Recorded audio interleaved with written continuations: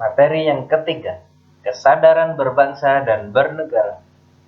Di era globalisasi ini banyak tantangan memang bagi negeri kita. Namun kesadaran berbangsa dan bernegara sudah selayaknya rakyat dan pemerintah untuk bersama-sama memberikan pemahaman bagi rakyatnya, khususnya kaum muda. Pemerintah ikut bertanggung jawab mengemban amanat untuk memberikan kesadaran berbangsa dan bernegara bagi warganya.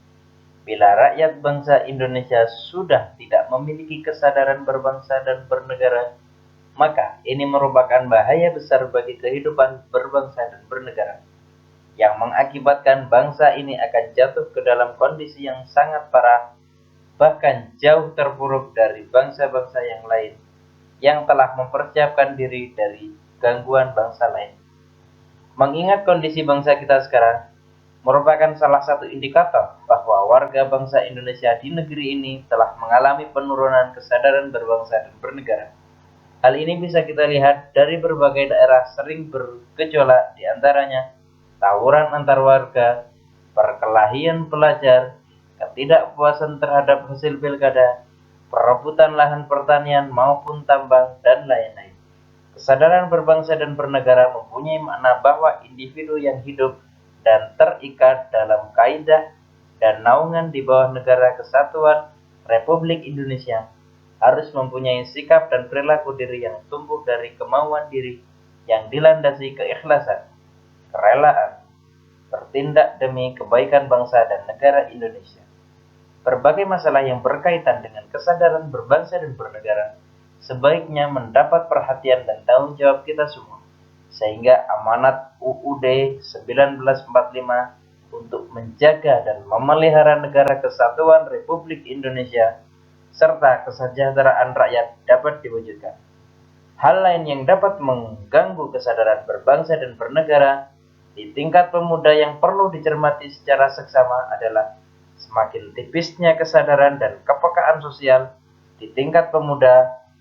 Padahal banyak persoalan-persoalan masyarakat yang membutuhkan peranan pemuda untuk membantu memediasi masyarakat agar keluar dari himpitan masalah, baik itu masalah sosial, ekonomi, dan politik, karena terbantunya masyarakat dari semua lapisan keluar dari himpitan persoalan, maka bangsa ini tentunya menjadi bangsa yang kuat dan tidak dapat diintervensi oleh negara apapun dan dimanapun. Karena masyarakat itu sendiri yang harus disejahterakan dan jangan sampai mengalami penderitaan. Di situ pemuda telah melakukan langkah konkret dalam melakukan bela negara.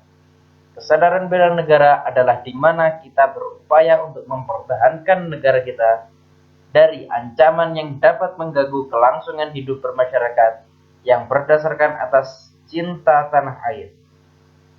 Kesadaran bela negara juga dapat menumbuhkan rasa patriotisme dan nasionalisme di dalam diri masyarakat. Upaya bela negara selain sebagai kewajiban dasar juga merupakan kehormatan bagi setiap warga negara yang dilaksanakan dengan penuh kesadaran, penuh tanggung jawab, dan rela berkorban dalam pengabdian kepada negara dan bangsa. Keikutsertaan kita dalam bela negara merupakan bentuk cinta terhadap tanah air kita. Adapun nilai-nilai bela negara yang harus dipahami penerapannya dalam kehidupan masyarakat berbangsa dan bernegara antara lain. Yang pertama, cinta tanah air. Yang kedua, kesadaran berbangsa dan bernegara. Yang ketiga, Pancasila. Yang keempat, rela berkorban untuk bangsa dan negara. Yang kelima, memiliki kemampuan bela negara.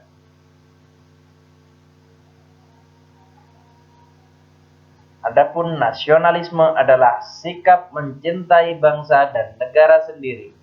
Nasionalisme terbagi atas nasionalisme dalam arti sempit dan nasionalisme dalam arti luas. Terdapat 3 hal yang harus kita lakukan untuk membina nasionalisme Indonesia. Yang pertama, mengembangkan persamaan di antara suku-suku bangsa penghuni Nusantara. Yang kedua, mengembangkan sikap toleransi. Yang ketiga, memiliki rasa senasib dan sepenanggungan di antara sesama bangsa Indonesia. 4 hal yang harus kita hindari dalam memupuk semangat nasionalisme adalah: yang pertama, sukuisme, menganggap suku bangsa sendiri paling baik. Chauvinisme, menganggap bangsa sendiri paling unggul. Ekstremisme, mempertahankan pendirian dengan berbagai cara, kalau perlu dengan kekerasan dan senjata. Provinsialisme, sikap selalu berkutat dengan provinsi atau daerah sendiri. Sikap patriotisme bangsa Indonesia telah dimulai sejak zaman penjajahan, dengan banyaknya pahlawan-pahlawan yang gugur dalam rangka mengusir penjajah seperti Sultan Hasanuddin dari Makassar, Pangeran Diponegoro dari Jawa Tengah, Cut Nyak Dien, Tengku Umar dari Aceh, dan lain-lain. Sikap patriotis memuncak setelah proklamasi kemerdekaan pada periode perjuangan fisik antara tahun 1945 hingga 1949, yaitu periode mempertahankan negara dari keinginan Belanda untuk kembali menjajah Indonesia. Sikap patriotisme adalah sikap sudi berkorban atau rela berkorban segala-galanya, termasuk nyawa sekalipun, untuk mempertahankan dan kejayaan negara. Ciri-ciri patriotisme yaitu: yang pertama, cinta tanah air. Yang kedua, rela berkorban untuk kepentingan bangsa dan negara. Yang ketiga, menempatkan persatuan dan kesatuan bangsa di atas kepentingan pribadi dan golongan. Yang keempat, berjiwa pembaharu. Yang kelima, tidak kenal menyerah dan putus asa. Implementasi sikap patriotisme dalam kehidupan sehari-hari. Yang pertama, dalam kehidupan keluarga. Yang kedua, dalam kehidupan sekolah. Yang ketiga, dalam kehidupan masyarakat. Yang keempat, dalam kehidupan berbangsa.